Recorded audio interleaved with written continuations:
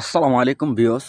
আজকে আপনাদের দেখানোর চেষ্টা করব আমাদের যে ছাদের ব্লকটি আমরা যে ব্যবহার করি সে কিভাবে বানায়, অথবা আমরা সে কিসের মাধ্যমে সেগুলো সুন্দর তো অথবা অ্যাকুরেট বানানো হয় একটু দেখানোর চেষ্টা করি। আসেন আমাদের ভিডিওর সঙ্গে থাকুন। আপনারা দেখতে পাচ্ছেন কিন্তু যে আমার হাতে কিন্তু একটি ব্লক আছে। সে ব্লকটা কিন্তু অনেক সুন্দর তো দেখতে, কোনো উঁচা নিচা নাই, একটা খুব ভালো লেভেল পর্যায়ে দেখা যাচ্ছে কিন্তু। তা এটা বানাইছে কিভাবে আপনাদের কিছুটা ধারণা দিই। আপনারা দেখতে পাচ্ছেন যে আমাদের যে অন টাইম গ্লাসগুলো, এটা কিন্তু অন টাইম গ্লাস, একবার পাতলা, এর দামও কম।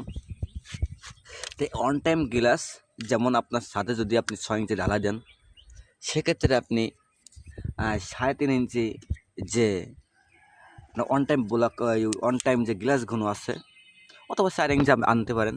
আনার পরে আপনি 3.5 ইঞ্চি করে যে আপনার যে ব্লকটি, আপনি একটা গ্লাসের মাপ দিবেন যে 3.5 ইঞ্চি কোন জায়গায় যায়, সে জায়গায় যে সেই গ্লাসের মাপ অনুযায়ী আপনি প্রত্যেকটা ব্লক, যেমন আপনার 2 বস্তা বালু 1 বস্তা সিমেন্ট দিয়ে আপনি নরম বানায় এই গ্লাসের মতো ঢেলে দিবেন, দিয়ে একটা এবার সুন্দরভাবে ঝাঁকিয়ে দিবেন, দিয়ে সুন্দরভাবে রাখবেন। রাখার পরে আপনি 24 ঘন্টা যাওয়ার পরে যদি আপনার গ্লাসটা খালি থাকে, তো অবশ্যই এরকম এইভাবে আপনার পানি দিয়ে ওর ভিতরে জমাট রাখবেন। তাহলে আপনার যে ব্লকের কেরাং, যে পানির কেরাংটা করার দরকার ছিল, সেটা আপনার ওই পানি সকাল একবার আর সন্ধ্যার সময় একবার যদি দেন, তাহলে আপনার 100% যে কেরাংটা করার দরকার ছিল সেটা আপনার হয়ে যাবে।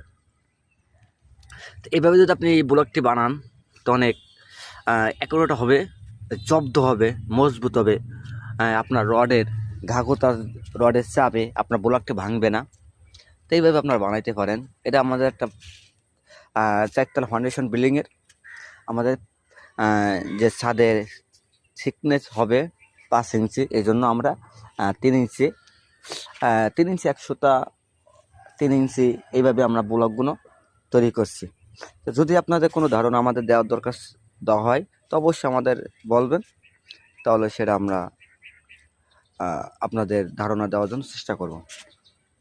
আমাদের সাইটটা একটু দেখায় আপনাদের।